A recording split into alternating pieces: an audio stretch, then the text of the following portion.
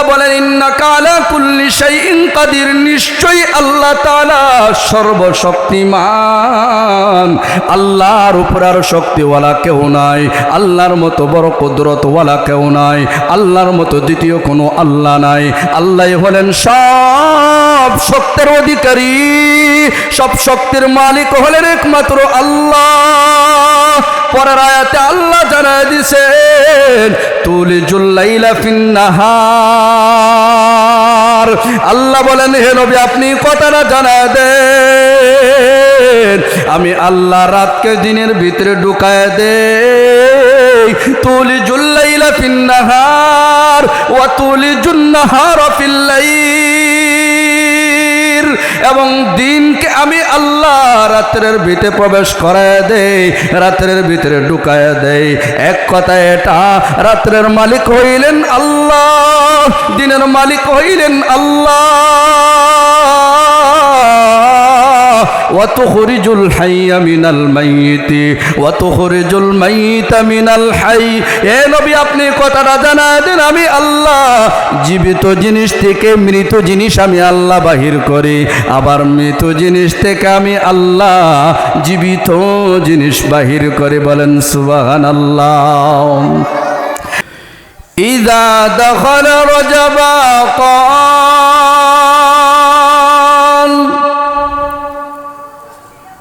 আল্লাহুম্মা বারিক লানা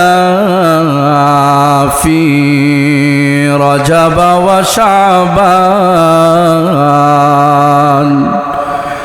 ওয়া বাল্লিগনা রমাদান। সবাই আমার সাথে পড়েন আল্লাহুম্মা বারিক লানা ফি রজব ওয়া শাবান ওয়া বাল্লিগনা রমাদান। আল্লাহর নবী রজব মাসের চাঁদ দেখার সাথে সাথে আল্লাহর নবী এই দোয়াটা পড়া শুরু করতেন। রমজান মাসের চাঁদ ঢোকার আগ পর্যন্ত নবীজি এই দোয়াটা বারবার পড়তেন। 5 ওয়াক্ত ফরজ নামাজের পরে পড়তেন। যখন এই সুযোগ পাইতেন, যখন এই আল্লাহর কাছে দোয়া করতেন, তখন এই দোয়া পড়তেন। সেজদার হালতে গিয়া তাহাজ্জুদের নামাজের অবস্থায় আল্লাহর নবীজি আল্লাহর কাছে দোয়াটা বারবার পড়তেন। নফল নামাজে দাঁড়াইয়া নফল নামাজের সেজদাতে যখন যাইতেন, এই দোয়াটা আল্লাহর নবী বেশি বেশি পড়তেন। আল্লাহুম্মা বারিক লানা ফি রজব ওয়া শাবান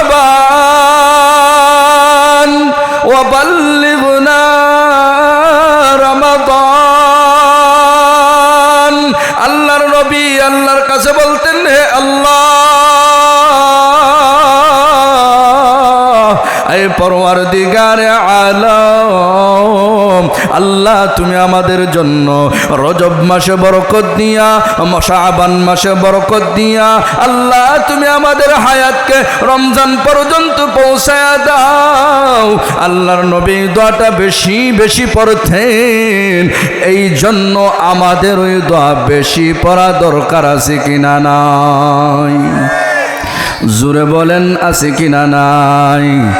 দোয়াটা পড়লে কি লাভ? মুহাদ্দিসানে কেরাম এই হাদিসের ব্যাখ্যা লিখতে গিয়া বলেন, এই দোয়াটা যদি কোনো বান্দা রজব মাসের চাঁদ ঢোকার পর থেকে নিয়ে রমজানের আগ পর্যন্ত এই দোয়াটা হাঁটতে বইতে বেশি বেশি দোয়াটা পড়তে থাকে, আর পড়নেওয়ালা ব্যক্তির মৃত্যু যদি রমজানের আগে লেখা থাকে, আল্লাহ তাআলা ওই ব্যক্তির হায়াতের মধ্যে বারাকা দিয়া আল্লাহ তাআলা ওই ব্যক্তির হায়াতটাকে রমজান পর্যন্ত নিয়া রমজান মাসে আল্লাহ তার মৃত্যুটা দান করেন। বলেন সুবহানাল্লাহ। हर रंग में तो हर बो में तो हर जा में तो हर दम, हर रंग में तो हर बो में तो जाम तू हरदम देखता हो जिधर चाहता हूँ आपका रहम करम देखता हो जिधर चाहता हूँ आपका रहम करम हजर में शजर में तेरे रंग बू है हजर में शजर में तेरे रंग बू है जिधर देखता हूँ मैं इधर तू है मरण থেকে যতই পালাও মরণ তোমায় লইবে গিরি যদিও সুদূর আকাশ পরে লুকাও সেথায় লাগিয়ে সিঁড়ি আইনামা তাকুনু ইউদরিকুমুল মাউত ওয়ালাউ কুনতুম ফি বুরুজিম মুশাইয়াদা আল্লাহ তাআলা আমাদেরকে মায়া করে ভালোবেসে বাছাই করে আল্লাহ আমাদেরকে কোরআনের মজলিসে আসার তৌফিক দিয়েছেন কোরআনের কথা বলার সুযোগ দান করেছেন কোরআনের কথা শোনার তৌফিক দান করেছেন ও আমার কলিজার টুকরা যুবক ভাইরা শুনো আজ তুমি দুনিয়ার জমিনের উপরে আছো এক সময় তুমি দুনিয়ার জমিনের উপরে ছিলা না এমন একটা সময় আসবে তুমি দুনিয়ার জমিনের উপরে থাকবা না তোমার নামে মাইকে এলান হবে আব্দুল্লাহ দুনিয়ার জমিনে নাই আব্দুর রহমান দুনিয়ার জমিনে নাই আব্দুল করিম দুনিয়ার জমিনে নাই মসজিদে এলান হবে আব্দুল করিম দুনিয়ার থেকে বিদায় নিয়ে চলে গেছে জানাজার নামাজ কখন হবে টাইম নির্ধারণ হয়ে যাবে তোমাকে উদ্দেশ্য করে কিছু মানুষ কবরের দিকে রওনা দিবে কবর খনন করার জন্য কিছু মানুষ তোমাকে উদ্দেশ্য কইরা বাজারে রওনা দিবে তোমার জন্য কাফনের কাপড় কেনার জন্য কিছু মানুষ তোমাকে উদ্দেশ্য করে বাঁশ কাটার জন্য রওনা দিবে কিছু মানুষ তুমি যে মারা গেছো মোবাইলটা পকেট থেকে বাহির কইরা যত আত্মীয় স্বজন আছে সবার কাছে ফোন করে জানাইবে বলবে আব্দুল করিম দুনিয়ার থেকে বিদায় নিয়ে চলে গেছে আব্দুল করিমের জানাজা আগামীকাল সকাল 10 ঘটিকার সময় উজাল্লালপুর জানাজার মাঠে হবে এলান হয়ে যাবে সবাই সকাল 10 ঘটিকার সময় মাঠে ঈশা হাজির হয়ে যাবে সবাই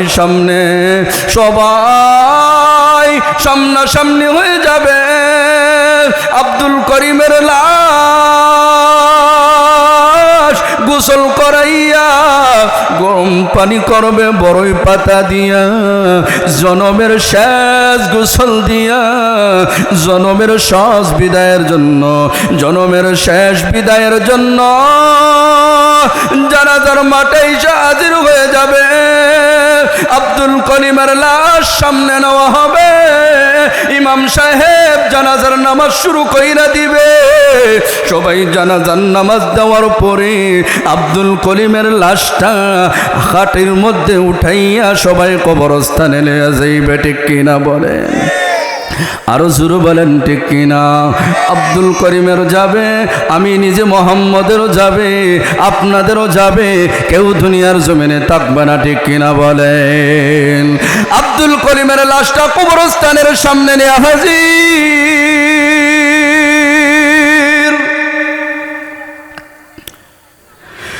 কবরের ভিতরে ঢুকানির জন্য 2 থেকে 3 জন মানুষ কবরের মধ্যে নামবে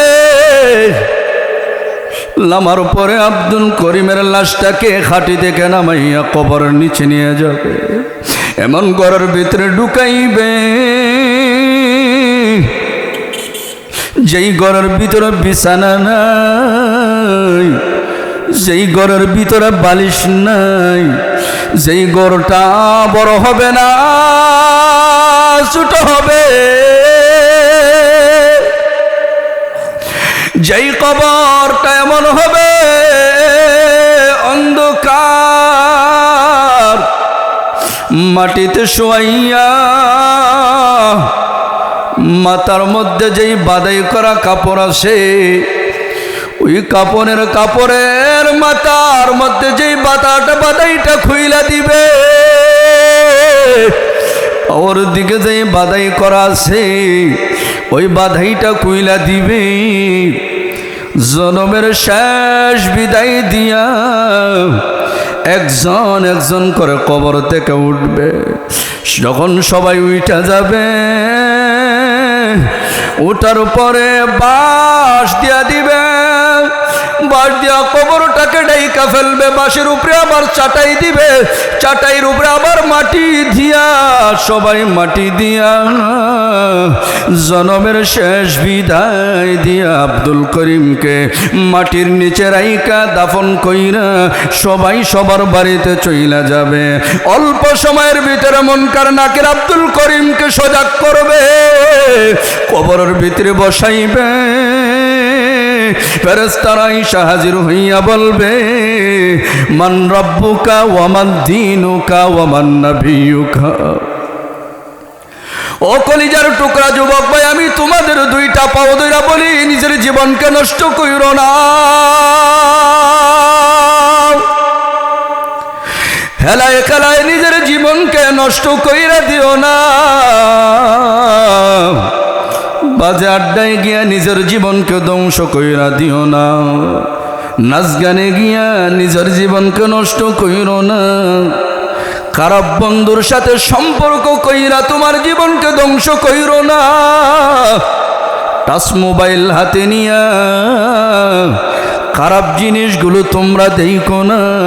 যদি জীবনে মন বানাও তাহলে কথাটা শুই না রাখো। আল্লাহর নবীজি বলেন, আল কবরু রাউযাতুম মির রিয়াজিল জান্নাহ আও হুফরাতুম মিন হুফারিন নার। কবর এমন একটা জায়গা, এই কবরটা কারোর জন্য জান্নাতের বাগান হবে, আবার কারোর জন্য এই কবরটা জাহান্নামের গর্তে পরিণত হবে। ঠিক কিনা বলেন? যারা আমল ভালো হবে তার কবরটা জান্নাতের বাগান হবে, যারা আমল খারাপ হবে তার কবরটা জাহান্নামের গর্ত হয়ে যাবে। ও আমার কলিজার টুকরা যুবক ভাইরা রে, একটু মনোযোগ দিয়ে আমার কথাগুলো শুনবা। এই দুনিয়ার জমিনে আমিও থাকবো না, তুমিও থাকবা না, তোমার বাবাও থাকবে না, তোমার মাও থাকবে না, তোমার দাদাও থাকবে না, তোমার দাদিও থাকবে না, তোমার নানাও থাকবে না, তোমার নানিও থাকবে না, এই লালপুরের মানুষ কেউ থাকবে না। যার যেদিন মৃত্যুর টাইম হয়ে যাবে, এক সেকেন্ড আগেও তোমার জানকে কবজ করা হবে না, এক সেকেন্ড পরেও তোমার জানকে কবজ করা হবে না। যেই টাইমে তোমার মৃত্যু লেখা, ঠিক ওই টাইমে তোমার জানকে কবজ করা হবে। ঠিক কিনা বলেন? আল্লাহ তাআলা বলেন, ইজা জাআ আজালুহুম লা ইস্তাখিরুনা সাআতান ওয়ালা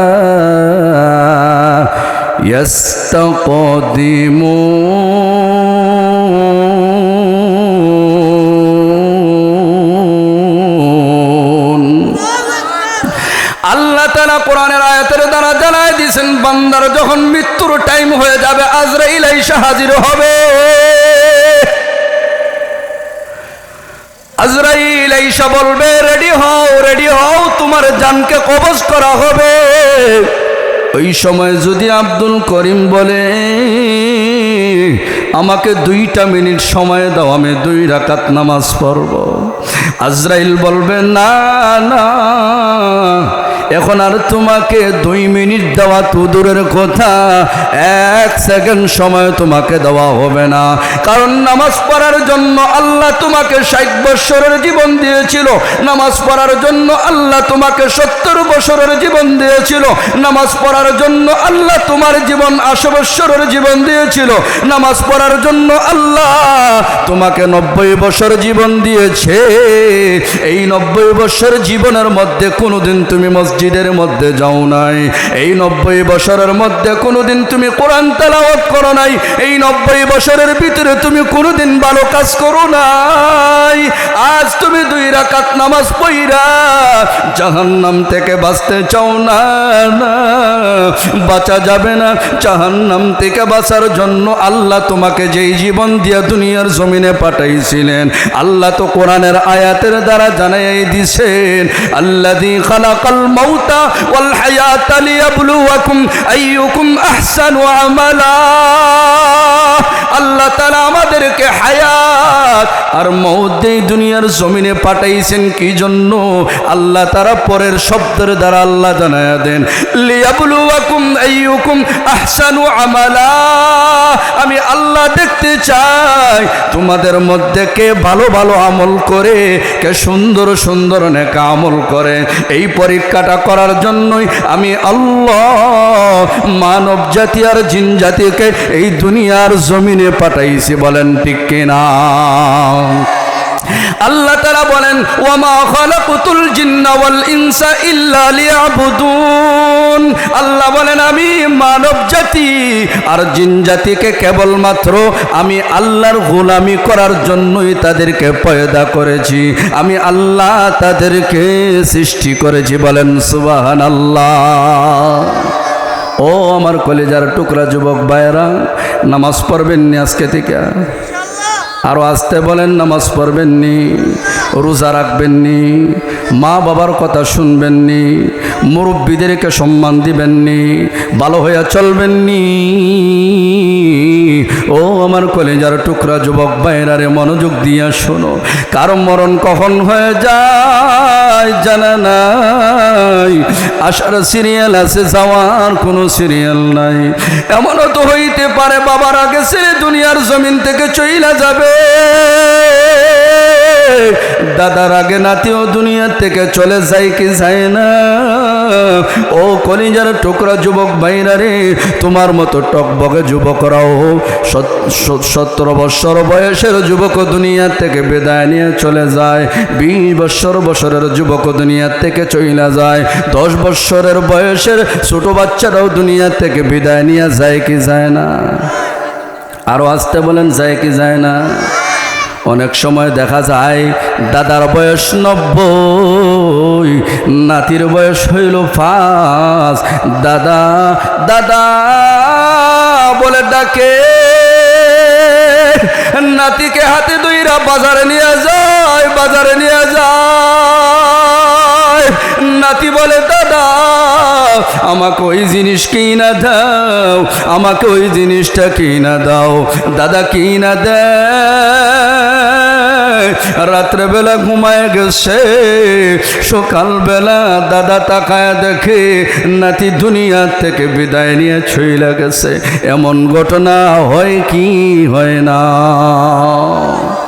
ও আমার যুবক ভাইরা, আমি তোমাদের 2টা পাও ধরে বলি, নিজের জীবনকে সাজাও, নিজের জীবনকে সুন্দর করো, কোরআন হাদিস অনুযায়ী নিজের জীবনকে সাজাও, উলামায়ে কেরামদের সাথে পরামর্শ নিয়ে জীবন সাজাইবা, মসজিদের ইমাম সাহেবের সাথে সম্পর্ক করবা, মসজিদের মুয়াজ্জিন সাহেবদের সাথে সম্পর্ক করবা, গাজাগুরের সাথে সম্পর্ক কইরো না, মদকুরের সাথে তোমরা সম্পর্ক কইরো না, সুদখোরের সাথে সম্পর্ক কইরো না, খারাপ ব্যক্তির সাথে সম্পর্ক কইরো না।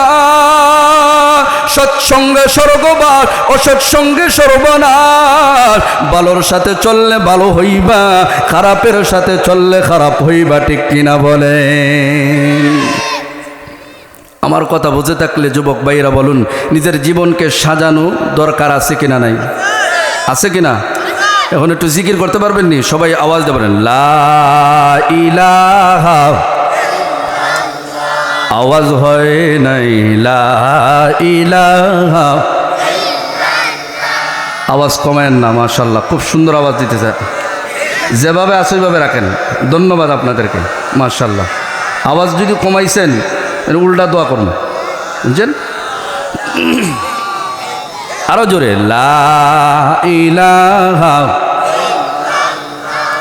হায়াতের মালিক জয় আল্লাহ, মৌতের মালিক,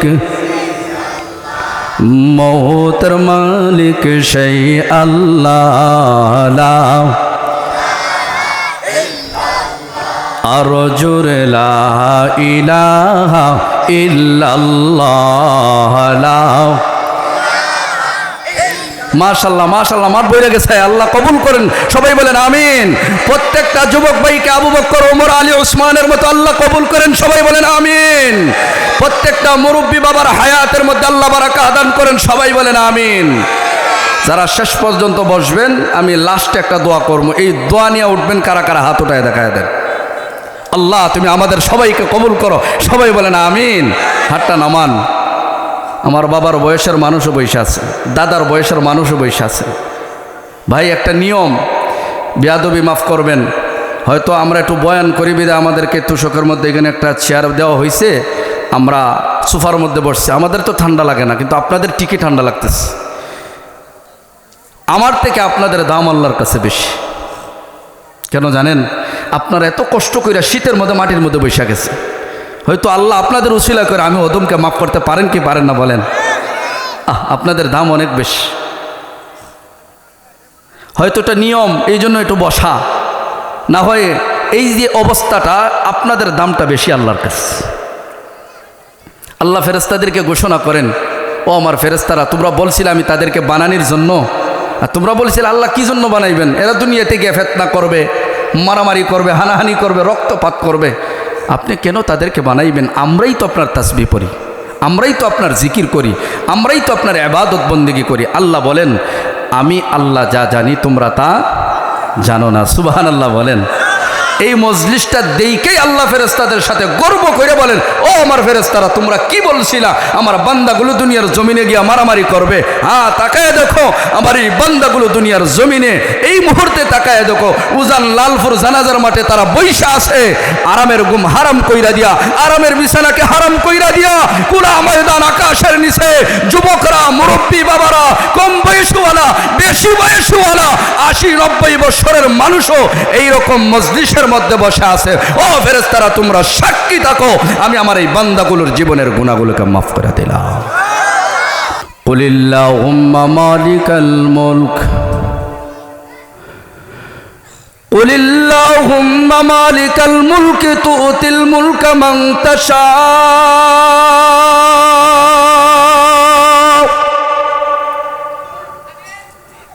وتنزع الملك ممن تشاء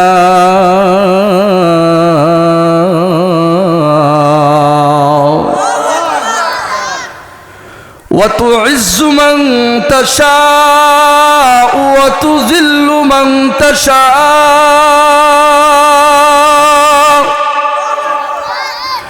وتذل من تشاء بيدك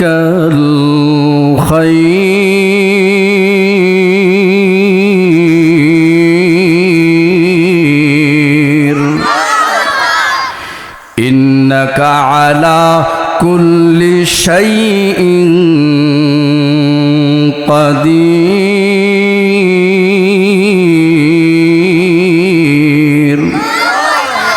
আল্লাহ তাআলা প্রথম আয়াতের দ্বারা জানায় দিলেন, হে নবী মুহাম্মদ আরবি, আপনি দুনিয়ার মানুষকে এই কথাটা জানায় দেন, যেই সমস্ত কাফেররা আপনাকে নিয়ে ঠাট্টা বিদ্রূপ করতেছে, হে নবী আপনি কথাটা জানায় দেন, আপনি কথাটা জানায় দেন। কুলিল্লাহ আল্লাহুম্মা মালিকাল মুলক। হে নবী আপনি বলুন আল্লাহ তাআলা হলেন কুল কায়নাতের বাদশা, বলেন আল্লাহু আকবার। কুল কায়নাতের মালিক হইলেন একমাত্র আল্লাহ।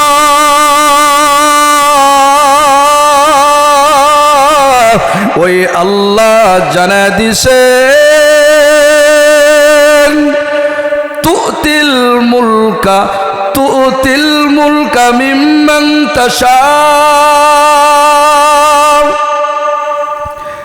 আল্লাহ তাআলা কোরআনের আয়াতের দ্বারা জানা দিছেন আল্লাহ তাআলা যাকে চান তাকে আল্লাহ বাদশাহী দান করেন। ওয়া তানজিউল মুলকা মিম্মান তাশা। আল্লাহ তাআলা যার কাছ থেকে চান বাদশাহী চিনায় নেন। আল্লাহ তাআলা বলেন ওয়া তুইজ্জু মান তাশা। আল্লাহ যাকে চান তাকে সম্মান দান করেন। ওয়া তুযিল্লু মান তাশা। আল্লাহ যাকে চান তাকে অপমান করেন। বিয়াদিকাল খাইর। আল্লাহ তাআলা জানায় দিয়েছেন যত কল্যাণ আছে সব কল্যাণগুলো আল্লাহর হাতের মুঠির ভিতরে, বলেন সুবহানাল্লাহ।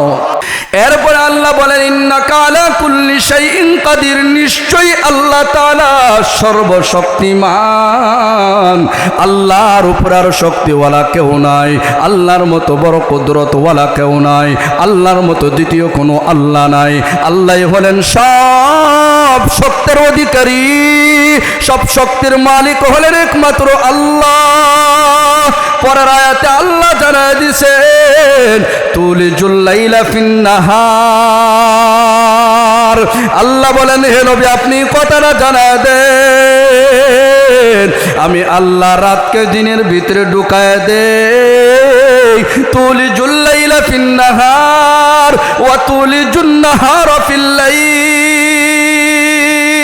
এবং দিনকে আমি আল্লাহ রাত্রের ভিতরে প্রবেশ করায় দেই, রাত্রের ভিতরে ঢুকায় দেই। এক কথায় এটা রাত্রের মালিক হইলেন আল্লাহ, দিনের মালিক হইলেন আল্লাহ।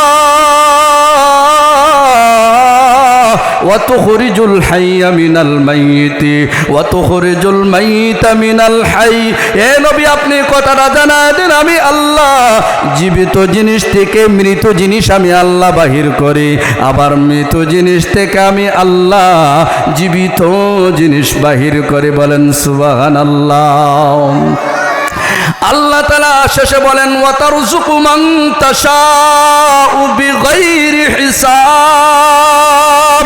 আমি আল্লাহ যাকে চাই তাকে আমি অগণিত রিজিক দান করি, বলেন সুবহানাল্লাহ। আল্লাহ হলেন সমস্ত ক্ষমতার মালিক, ঠিক কিনা বলেন? ইজ্জতের মালিককে, বেইজ্জতের মালিককে, রাত্রের মালিককে, দিনের মালিককে, কুল কায়নাতের মালিককে। আল্লাহ যা চান তাই করেন, আল্লাহ যা চান তাই করেন। আল্লাহ কোরআনের আয়াতের দ্বারা জানায় দিয়েছেন ইন্নাল্লাহা আলিমুম বিযাতিস সুদূর। মানুষের মনের ভিতরে যেই কল্পনার জল্পনা চলে এই সব কিছুর ব্যাপারে একমাত্র আল্লাহ তাআলাই ভালো জানেন, বলেন সুবহানাল্লাহ। নিয়ম করলো ফেরাউন। ফেরাউন তো এখন এই পুরা মিশরের যেই কবরস্থানটা আছে ওই কবরস্থানের সে দায়িত্বশীল। সে একটা নিয়ম বানায় দিল, একজন মানুষ একজন লাশকে দাফন করবা, একটা লাশের বিনিময়ে একটা স্বর্ণ মুদ্রা আমি ফেরাউনকে দিতে হবে। এই আইন পাশ হয়ে গেছে। আর আল্লাহর পক্ষ থেকে ওই সময় একটা গজব নাজিল হয়েছে। ওই গজবের কারণে প্রতিদিন হাজার হাজার মানুষ মারা যায়। যেমন আমাদের বাংলাদেশে আগেও এমন ঘটনা ঘটত। কলেরার রোগ আসলে দেখতেননি আপনারা তো মুরব্বীরা জানেন, কলেরার রোগ আসলে ডেলি শত শত মানুষ মারা যাইত। এমন ঘটনা ঘটছে কি ঘটে নাই? ঠিক তেমনি ভাবে ওই সময় আল্লাহর পক্ষ থেকে একটা গজব আসছে। এই গজবের কারণে প্রতিদিন হাজার হাজার মানুষ মারা যায়। ওই হাজার হাজার লাশ মিশরের কবরস্থানে দাফন করা হয়, আর ফেরাউনকে একটা লাশের বিনিময়ে একটা স্বর্ণ মুদ্রা দেওয়া হয়। সময় যাইতেছে, সময় যাইতেছে, এইরকম যাইতে যাইতে যাইতে ফেরাউন কবরস্থানের দায়িত্ব পালন করতেছে। কবরস্থানের দায়িত্ব পালন করতে করতে করতে একদিন ফেরাউন টাকা দেখে তার কাছে কোটি কোটি টাকা জমা হয়ে গেছে। ফেরাউন ওই সময় যে হামানকে ডাক দিয়া বলছিল, দোস্ত আমার একটা টার্গেট আছে, আমি আমার ওই টার্গেটটা পুরা করতে চাই। দোস্ত টার্গেট সব সময় বলা যাইব না, টার্গেটে গিয়ে যখন পৌঁছবো তখন তোমারকে বলাও লাগবে না, তুমি নিজেই দেখতে পাইবা। ফেরাউন রাজ দরবারে হাজির। কই গেছে? জুড়ে বলেন, কই গেছে? রাজ দরবারে গিয়া বলে, বাদশাহ জাহাপনা, আমি আপনার কাছে একটা জিনিস নিয়ে আসলাম, আপনার কাছে বলতে চাই। ওই সময়ের বাদশাহ বলে, ও ফেরাউন, তুমি কি প্রস্তাব নিয়ে আসছো আমাকে বলো। এই কথাটা বলার পরে ফেরাউন ডাক দিয়া বলে, বাদশাহ জাহাপনা, আমি কয়েকদিন আগে শুনছি আপনি এলান করেছেন আপনার দেশের প্রজাদের অনেক খাজনা ট্যাক্স বাকি হয়ে গেছে, হাজার হাজার মানুষের খাজনা বাকি। ও রাজা মশাই, ও বাদশাহ, আমি আপনার কাছে এই মুহূর্তে প্রস্তাব রাখতে চাই, আপনার প্রজাদের যত ট্যাক্স বাকি আছে, যত টাকা আছে, সব টাকা আমি ফেরাউন নিজের পকেট থেকে দিব। বাদশাহ বললেন, ও ফেরাউন রে, তোমার পকেটের টাকা দিয়া মিশরের প্রজাদের ট্যাক্স তুমি আদায় করবে কেন? ফেরাউন ডাক দিয়া বলে, বাদশাহ জাহাপনা, এটা আমার মন চায়, আমি দিতে চাই, কোনো সমস্যা নাই। তোমার টাকাটা কি জন্য দিবা? আমার মন চাইতেছে টাকাটা দিব। বাদশাহ বললেন, ঠিক আছে, দিয়া দাও। খাজনা আদায় কইরা রিসিটা হাতে নিয়া ফেরাউন কবরস্থানে এসে হাজির হইয়া গেছে। এইদিকে এলান হয়ে গেল মিশরের মধ্যে। বাদশাহ জানায় দিলেন, ও আমার প্রজারা, তোমরা শুনো, তোমরা শুনো, তোমাদের যাদের যাদের খাজনা বাকি ছিল, ট্যাক্স ছিল, সব টাকাগুলো ফেরাউন মিশরের কবরস্থানের দারোয়ান তার নিজ পকেট থেকে সব টাকা আদায় কইরা দিছে। এই কথাটা যখন প্রজাদের কানে গেছে, প্রত্যেকটা প্রজার মনের ভিতরে ফেরাউনের ভালোবাসা ঢুইকা গেছে। ভালোবাসা ঢুকার কথা কি কথা না? বলেন না, ভালোবাসা ঢুকার কথা কি কথা না?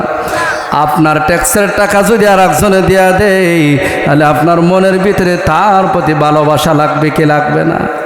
দেখেন ফেরাউন কতটুকু চালাক, তার টার্গেট পুরা করবে।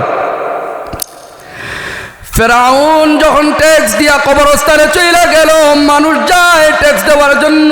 বাদশাহ বলে, তোমাদের পক্ষ থেকে ফেরাউন ট্যাক্স আদায় করে ফেলছে। বাদশাহ এই এলানটা পুরা মিশরের মধ্যে ঘোষণা কইরা দিছে, সবাই যাই না ফেলছে। সময় যাইতেছে যাইতেছে, আর মানুষের মনের ভিতরে ফেরাউনের ভালোবাসা ঢুকতেছে। হঠাৎ করে একদিনে এলান হয়ে গেল, মিশরের যে মন্ত্রী ছিল, মন্ত্রী দুনিয়া থেকে বিদায় নিয়ে চলে গেছে, মারা গেছে। নির্বাচন সামনে দরকার আছে কিনা নাই? বলেন, আছে কিনা নাই? মিশরে এলান হয়ে গেল, মন্ত্রী মারা গেছে। যাদের যোগ্যতা আছে, যাদের চাহিদা আছে, তোমরা মন্ত্রী হওয়ার জন্য মনোনয়নপত্র দাখিল করতে পারো। অনেক মানুষ গিয়ে হাজির হয়েছে, মনোনয়নপত্র দাখিল করছে। আবার ফেরাউনও গেছে। বলেন না, কে গেছে? মনোনয়নপত্র হাতে নেওয়ার আগে হামান্যারে কয়, দোস্ত রে, আমি তো মন্ত্রী হইতাম। হামান্যা কয়, তোর মতো ফুয়া মন্ত্রী হইব খামনায় খেয়া। ফেরাউন কয় আমার টার্গেট তুই বুঝবি না, একটু সবর কর, একটু ধৈর্য ধর। আল্লাহ যদি কোনো ব্যক্তিকে বাদশা বানাইতে চায়, আল্লাহ পারেন কি পারে না? ফেরাউন নির্বাচন দাঁড়াইল, নির্বাচনের সময় আসছে। নির্বাচনের আগ মুহূর্তে মানুষ কথা বলে, মানুষ একজন আরেকজনকে বলে দোস্ত। মানুষ চার হোস্টেলে বৈশা বৈশা আলোচনা করে এইবার যে নির্বাচন হইবে, এই নির্বাচনে কাকে ভোট দিবা মন্ত্রী হিসাবে? কয় অনেকেই তো দাঁড়াইছে, কিন্তু আমার মন বলে আমার ভোটটা ফেরাউনকে দেওয়া দরকার। তার বন্ধু বলে তুমি কেন ফেরাউনকে দিবা? আরেক দেশের মানুষ, সে তো এই দেশের মানুষ না, সে একটা কবরস্থানের দারোয়ান, সে তো কয়েকদিন আগে তরমুজ ক্ষেতের চাকর ছিল, তাকে তোমরা ভোট দিবা, এটা হইতে পারে না। সবাই বলে তুমি দিলে দাও, না দিলে নাই, আমরা সবাই মিলা ফেরাউনকে ভোট দিয়া মন্ত্রী বানাইব।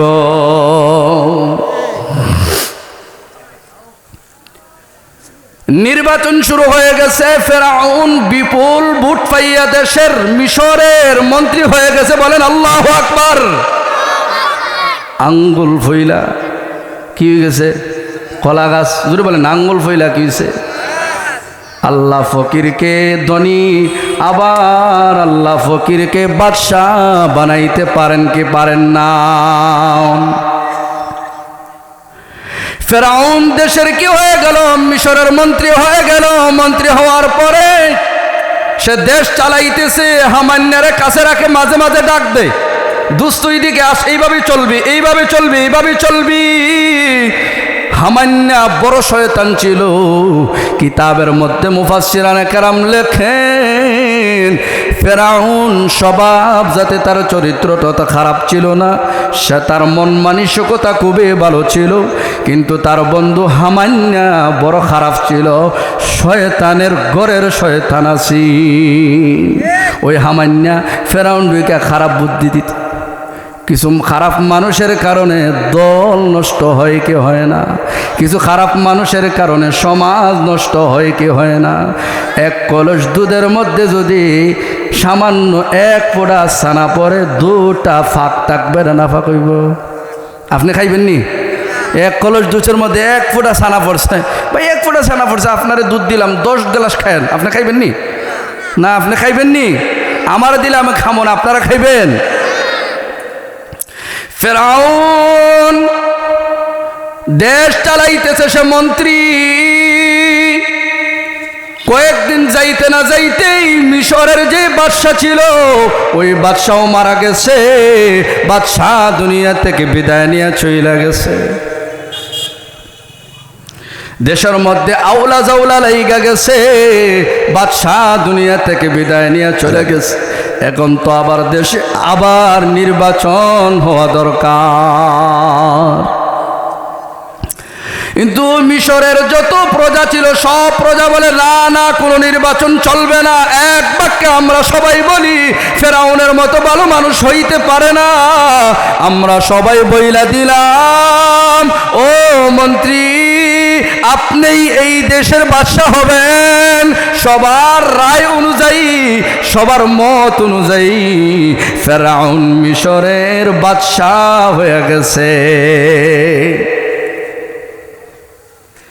এখন ফেরাউন হামান্যারে ডাক দেয়া কয়, দোস্ত রে, আমার যেই টার্গেট ছিল আমি আমার টার্গেট পুরা কইরা ফেলছি। হামান্যা কই জন্য ওই চকিদারি টাকাগুলো আগেই তুই খরচ করছস। আমাদের দেশে দেখবেন নির্বাচনের আগ মুহূর্তে 5 বছরের মধ্যে 4 বছরের কোনো খবর নাই। রাস্তাঘাট ভেঙ্গে যায়, রাস্তাঘাট ঠিক করে না।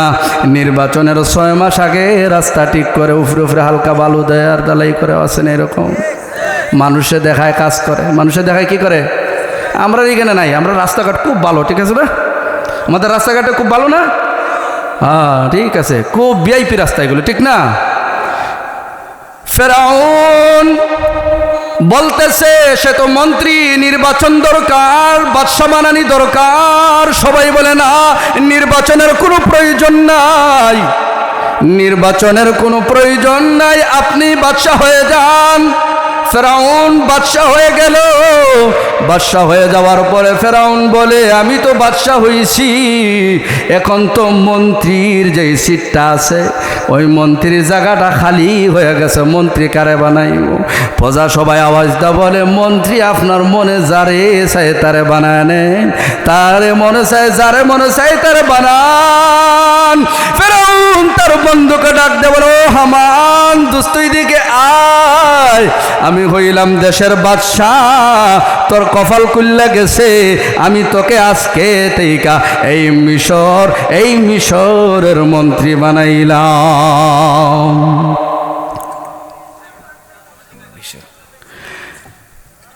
ফেরাউন আর হামান দুই বন্ধু মিলা সিংহাসনে বসছে। বাদশার সিংহাসনে বৈশা গেছে। ফেরাউন যখন সিংহাসনে বসছে, হামান রে মন্ত্রী সিংহাসনে বসাইয়া বলে, দোস্ত তুইব, এই দেশটা তো আমরা দুইজনের হাতে আইসা গেছে, আমরা যেভাবে চাইব ওইভাবে এই দেশ চালাইব।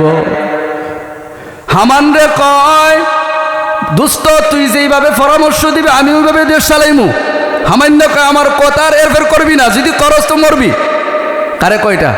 ফেরাউন রে কয়, বাদশারে কয়। ঘটনা বুঝতেছেন না আপনারা? আল্লাহ চাইলে ফকিরকে বাদশা বানাইতে পারেন কি পারেন না? ফেরাউন সিংহাসনে বসার পরে দেশ চালাইতেছে। হঠাৎ করে একদিন এই মিশরের মধ্যে যত গণকরা আছে সব গণককে রাজ দরবারে হাজির করাইছে। গণক প্রায় 300 জন গণককে তার রাজ দরবারে হাজির করাইছে।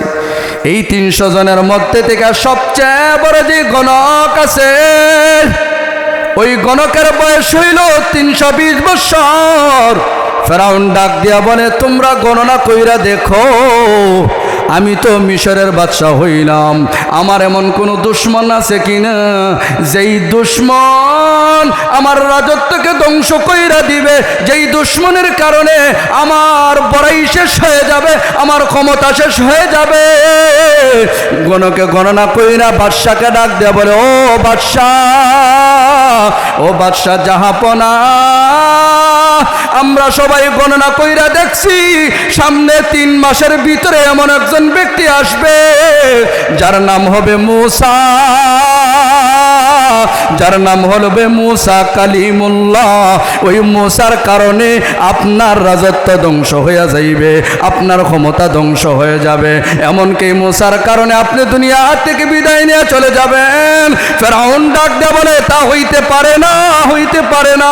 ফেরাউন হামানকে ডাক দে বলে, দোস্ত এখন কি করা যায়? হামান না ফেরাউনকে বুদ্ধি দিল, ও বাদশা দোস্ত, এখন একটা কাজ করতে পারো, 3 মাসের ভিতরে যেহেতু আসবো, তুমি অর্ডার দিয়ে দাও, এই মিশরের মধ্যে যত জল্লাদ আছে সব জল্লাদকে একত্রিত কইরা তাদের সাথে বাহিনী দিয়া পাঠায়া দাও। এই 3 মাসের ভিতরে যত ছেলে সন্তান দুনিয়াতে আগমন করবে, প্রত্যেকটা ছেলের গলা জবাই কইরা সাগরের মধ্যে বাসায় দিবে। বলেন নাউজুবিল্লাহ, আরো জোরে বলেন না নাউজুবিল্লাহ। জল্লাদরা কি করলো? জল্লাদ সবাই বাহির হইয়া যত ছেলে সন্তান পায় সবাইকে জবাই কইরা কইরা সাগরের মধ্যে বসায়া দেয়। 3 মাস পরে আবার সবাই আসছে রাজ দরবারে। ফেরাউন ডাক দিয়া বলে, তোমরা এতদিন পর্যন্ত কত হাজার ছেলে সন্তান জবাই করছো? কিতাবের মধ্যে 2টা কথা আসছে, কেউ বলেন 80,000, কেউ বলেন 90,000। কিতাবের মধ্যে কথা আসছে। বাদশাকে ডাক দিয়া বলে, ও বাদশা জাহাপনা, আমরা এই পর্যন্ত 90,000 ছেলে সন্তানকে জবাই কইরা সাগরের মধ্যে বাসায় দিছি। এই কথাটা বলার পরে ফেরাউন ডাক দিয়া বলে, ও দুস্থ হামান্না রে, এই মুহূর্তে আমাদের দেশের যত গণকরা আছে আবার রাজদরবারে ডাকো। গণকরা আবার আসছে, আসার পরে আবার বলে দেখো তো এই 90,000 ছেলে সন্তানের মধ্যে আমার যেই দুশ্মনটা ছিল এই দুশ্মনটাকে দুনিয়ার জমিন থেকে বিদায় নিয়ে চইলা গেছে কিনা। গণনা কইরা গণক বলে ও বাদশাহ জাহাপনা, ও বাদশাহ জাহাপনা, আমরা গণনা কইরা দেখছি যে আপনার যেই দুশ্মন মূসা কালিমুল্লাহ, সেই মূসা এখনো হাসি মুখে দুনিয়ার জমিনে আছে। এই কথাটা বলার পরে ফেরাউন তার মেজাজ গরম হয়ে গেছে। মেজাজ গরম হওয়ার পরে সে এলান দিল, জল্লাদকে ডাক দিয়া বলতেছে এই মুহূর্তে তোমরা তোমাদের বাহিনীকে নিয়া ওই মূসার বাড়িতে যাইবা আর মূসার কল্লাটারে কাইটা সাগরে বাসাইয়া দিবা। জল্লাদ তার বাহিনীকে নিয়া মূসা নবীর ঘরের সামনে গিয়ে হাজির। আর ওই মূসা নবীর ঘরের সামনে একটা বড় মাঠ আছে। ওই মাঠের মধ্যে মূসা নবীর একটা বোন ছিল, ওই বোনের নাম হলো মারিয়াম। ওই মারিয়াম বকরি চালাইতেছিল, হঠাৎ করে তাকায় দেখে জল্লাদ বাহিনীরা মূসা নবীর ঘরের দিকে অগ্রসর হচ্ছে। ওই মুহূর্তে মারিয়াম দৌড়াইয়া ঘরের ভিতরে গিয়ে হাজির হইয়া বলে মা, মা আমার কলিজার টুকরা ভাই, মূসার কল্লা কাটার জন্য জল্লাদরা আমাদের ঘরের মধ্যে আসতেছে। ওই মুহূর্তে মূসা নবীর মা আল্লাহর দিকে দুই হাত উঠায়া, আল্লাহ কোরআনের আয়াতের দ্বারা জানায় দিয়েছেন, দুই হাত উঠে আল্লাহর কাছে বলতেছেন আল্লাহ এই মুহূর্তে আমি আমার কলিজার টুকরাকে হারায়া ফেলবো। আমার কলিজার টুকরাকে আমার বুক থেকে নিয়ে আমার কলিজার টুকরা সন্তানকে জবাই কইরা ফেলবে। আল্লাহ তাআলা বলেন ও মূসার মা ভয় পাইও না, আমি আল্লাহ তোমাকে বাঁচাইব। বলেন আল্লাহু আকবার, আরো জোরে বলেন আল্লাহু আকবার। আল্লাহ তাআলা ডাক দিয়ে বলেন হে মূসার মা, তোমার ঘরের ভিতরে যেই চুলাটা আছে ওই চুলার মধ্যে আগুন ধরাও। আগুন ধরাইয়া তোমার সন্তান মূসাকে ওই চুলার ভিতরে আগুনের উপরে ফালাইয়া দাও, আমি আল্লাহ বাঁচায়া দিব। আবার এই কথাটা শোনো, আগুনের মধ্যে ফালাইয়া দাও, এই চুলার উপরে একটা ডেক বসায়া দিবা, জল্লাদরা আসবে তারা তালাশ করবে পাইবে না, আমি আল্লাহ তোমার সন্তানকে বাঁচায়া দিব। বলেন আল্লাহু আকবার, আরো জোরে বলেন আল্লাহু আকবার। রাখে আল্লাহ মারে কে ঠিক কিনা বলে। জল্লাদরা আসছে, আইসা ঘরের ভিতরে ঢুইকা দেখে নাই সন্তান নাই বাচ্চা নাই, সবাই ফিরত চইলা গেছে। মূসা নবীর মা আল্লাহু আকবার মরিয়মকে ডাক দিয়ে বলেন ও মা, তুমি তাড়াতাড়ি যাও চুলার সামনে গিয়া দেখো আমার কলিজার টুকরা মূসা মনে করো জইলা সরকার হয়ে গেছে, সাই সাই হয়ে গেছে। দেখো একটা হাড্ডি পাওয়া যায় কিনা, ওই হাড্ডিটা আমার হাতে লইয়া এই হাড্ডিটাকে দেইকা দেইকা আমি আমার বাকি জীবনটাকে কাটায়া দিব। এই কথাটা বলার পরে মারিয়াম মূসা নবীর বোন চুলার সামনে গিয়া দেখছরা তাকায় দেখে চুলার ভিতরে আগুন ধাউ ধাউ করে জ্বলতেছে। আর ওই আগুনের ভিতরে মূসা নবী এক হাতের মধ্যে জান্নাতের ফল নিয়ে খাইতেছেন, আর এক হাত দিয়ে নাড়াইতেছেন, আর দুইটা পাও নাড়াইতেছেন, আর জান্নাতের খুশবু ওই চুলার ভিতর থেকে আসতেছে। বলেন আল্লাহু আকবার। হর রং মে তুহার, বো মে তুহার, জা মে তুহার দম, হর রং মে তুহার, বো মে তুহার, জা মে তুহার दम देखता हो जिधर चाहता हो आपके रहम करम। बोलें अल्लाह अकबर। मूसा नबीर मा चूला থেকে मूसा নবীকে বাহির কইরা বুকে জড়াইয়া আল্লাহকে ডাক দেয়া বলতেছেন আল্লাহ আজকে তো আমার সন্তানকে তুমি বাঁচায়া দিলা, আজকে তারা চইলা গেছে, আরেকদিন যদি আইসা আমার কলিজার টুকরাকে জবাই কইরা দেয় তাহলে কি হবে? আল্লাহ বলেন হে মূসার মা ভয় পাইও না, আমি আল্লাহ তোমার সন্তানকে বাঁচাইব। এই মুহূর্তে তোমাকে অর্ডার করলাম আগামী কালকের ভিতরে তুমি একটা সুন্দর করে বক্স বানাইবা, এমন সুন্দর করে কাঠ দা বক্স বানাইবা যেই বক্সের ভিতরে পানি ঢুকে না, ওই বক্সের ভিতরে মূসাকে ঢুকাইয়া সাগরের মধ্যে ভাসায়া দিবা। আমি আল্লাহ সময় মতো মূসাকে তোমার হাতে ফিরাইয়া দেব। বলেন আল্লাহু আকবার। সারা রাত মূসা নবীর মা টেনশনে পড়েছেন, কিভাবে বক্স বানাইবেন। ফজরের নামাজের আগ মুহূর্তে যখন রাত্র অন্ধকার সইরা ফজরের নামাজের পরে যখন হালকা হালকা সাদা ভাব দেখা যায়, ওই মুহূর্তে একজন ব্যক্তি এসে এলান করে, ও মা, আপনি কি কাঠের বক্স বানাইবেন? কাঠের বক্স বানাইবেন? মূসা নবীর মা মনে মনে বলেন, আমার মনে যেটা চাইতেছে ওইটাই তো বলতেছে। আল্লাহু আকবার, আল্লাহু আকবার। মূসা নবীর মা দরজা খুইলা বলেন, ও সন্তান, এদিকে আসো, আমি একটা সুন্দর করে বক্স বানাইতে চাই, যেই বক্সের ভিতরে একটা ফোঁটাও যেন পানি না ঢুকে। বলেন আল্লাহু আকবার। তখন বললেন, কত টাকা লাগবে? টাকার কোনো ব্যাপার না, এখানে আমার কাছে সব কিছু আছে, খাটও আছে, যন্ত্রপাতিও আছে, কিন্তু একটা কাজ আপনার করা লাগবে, এক গ্লাস পানি ঘর থেকে নিয়ে আসেন, আমার যেই যন্ত্রপাতিগুলো আছে এগুলো দাঁড়াইতে হবে। বলেন আল্লাহু আকবার। মূসা নবীর মা পানি আনতে ঘরে গেছেন, আয়েশা তাকায় দেখেন বক্স বানানো হয়ে গেছে। বলেন আল্লাহু আকবার। মূসা নবীর মা বলেন, পানি আনার জন্য বললা, পানি আইনা দেখি বানায় ফেলছ। ওই ব্যক্তি বলে, পানির কোনো প্রয়োজন হয় না, আমি বানায় ফেলছি।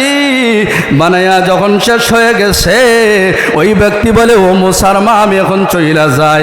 বলেন, না, যাওয়া যাবে না, যাওয়া যাবে না, তোমার পরিচয় দিয়ে তারপরে যাইবা। বলেন আল্লাহু আকবার। সে বলে, আমি হইলাম কাঠমিস্ত্রি, আমি কোনো টাকা দেওয়া লাগে না, আমি টাকা ছাড়াই বক্স বানাই। বলে, ঠিক আছে, তোমার মজুরি নেওয়া লাগবে না, টাকের দামটা, ওই যে কাঠ আছে এই কাঠের দামগুলো নিয়ে যাও। বলেন আল্লাহু আকবার। ওই ব্যক্তি বলে, না না, আমি কোনো পয়সা নিব না। তো ওই ব্যক্তি রওনা শুরু কইরা দিল। মূসা নবীর মা দৌড়ে বলেন, দাঁড়াও দাঁড়াও, আমি তোমার জন্য আল্লাহর কাছে দোয়া করব, তোমার নামটা একবার বইলা যাও। ওই ব্যক্তি বলে, ও মূসার মা, আমি কোনো মানুষ না, আমি হইলাম ফেরেশতা। আল্লাহ আমাকে এই দুনিয়ার জমিনে পাঠাইছেন তোমার সন্তানের জন্য ফ্রি বক্স বানায়া দেওয়ার জন্য। বলেন সুবহানাল্লাহ। আবার মূসার মা বলেন, কোন ফেরেশতা? ফেরেশতা বলো, আমি হইলাম জিব্রাইল ফেরেশতা। বলেন সুবহানাল্লাহ। এরপরে কি হইল? লম্বা চওড়া আলোচনা যতটুকু হইছে, আমার এই কথার আলোচনার দ্বারা কি বোঝা গেল? আল্লাহ কোরআনের মধ্যে বলছেন, আমি আল্লাহ চাইলে যাকে চাই তাকে বাদশাহী দান করতে পারি কি পারে না? জোরে বলেন। আমি আল্লাহ যার কাছ থেকে বাদশাহী ছিনিয়ে নিতে চাই, আমি আল্লাহ পারি কি পারি না? ইজ্জতের মালিককে, বেইজ্জতের মালিককে, রাতের মালিককে, হায়াতের মালিককে, মৌতের মালিককে। আমি আপনাদের সামনে দুইটা হাদিস পড়েছিলাম। একটা হাদিসের মধ্যে আল্লাহর নবী বলেন, মান তাওয়াজা আলিল্লাহ রাফাআহুল্লাহ ওয়া মান তাকাব্বারা ওয়াজাআহুল্লাহ। যে আল্লাহর জন্য নিজেকে ছোট বানায়, আল্লাহ তার সম্মান অনেক বাড়ায় দেন। আর নিজে অহংকার আর দাম্পত্য নিয়ে যে জমিনে চলে, আল্লাহ তাকে অপমান আর অপদস্থ করে দেন। বলেন ঠিক কিনা? আরেক হাদিস আমি আপনাদের সামনে পড়েছি। আল্লাহর রাসূল বলেন, লা ঈমান লিমান লা আমানাত লা ওয়ালা দীন লিমান লা আহদা লা। যার আমানতদারি নাই সে পরিপূর্ণ মুমিন হতে পারে নাই। যার কাছে যে অঙ্গীকার করার পরে অঙ্গীকার ঠিক রাখে না, সে পরিপূর্ণ দিনদার হতে পারে নাই। ঠিক কিনা বলেন? আল্লাহ তাআলা আমাদের সবাইকে যতটুকু আলোচনা হয়েছে, বলনেওয়ালা শুননেওয়ালা সবাইকে আমল করার তৌফিক দান করেন। সবাই বলেন আমিন। ওয়া আখিরু দাওয়ানা আনিল হামদুলিল্লাহি রাব্বিল আলামিন। এরপরে